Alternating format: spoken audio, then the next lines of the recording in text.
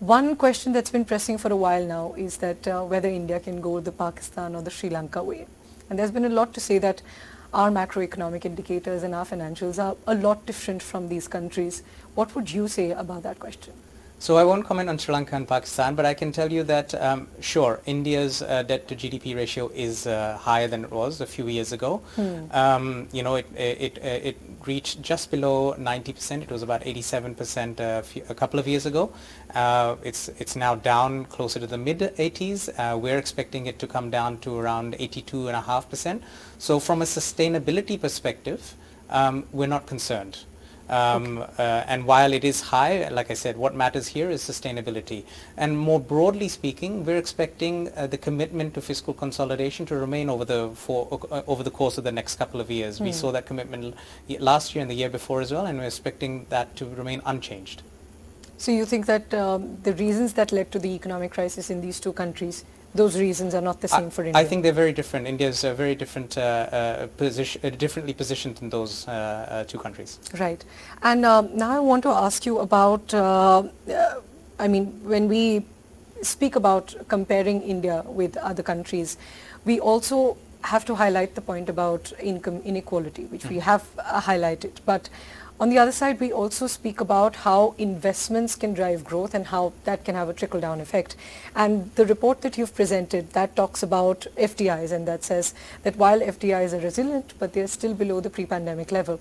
So tell us something about why you call FDIs resilient and what do you think needs to be done from a policy point of view or from the government to get the FDIs back to a pre-pandemic level?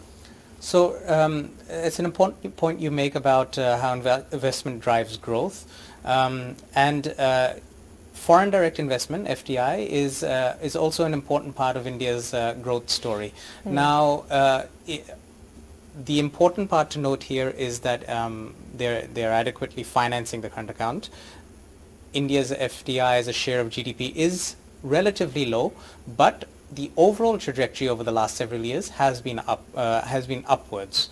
So while it's while it's still below where it was a few years ago, that's largely a reflection of challenges everywhere in the global economy. Various points through last year, we saw foreign portfolio outflows, we saw capital flight, but then now coming back to the resilient part, we saw a return of capital into India relatively soon. So if you compare the volatility we saw last year to volatility in previous periods, for example, in 2013 with the taper tantrum, 2018 and other periods, in those periods, capital left India and it took a while to come back. Last year we saw capital leave and come back relatively quickly.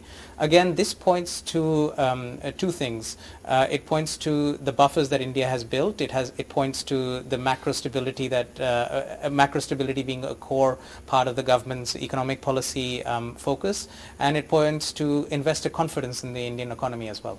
Right. So a lot of positives to look at, but definitely some challenges. There are challenges there, but positives too. Do you want to talk about some of those challenges? I mean, the government has a policy where they've tried for many years and they're focusing on these things. I'm going to point to just two things: infrastructure investment.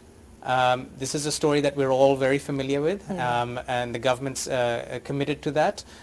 There is some evidence that increasing investment in infrastructure actually crowds in private sector investment, so we're hoping to see some of that over the course of the next few years.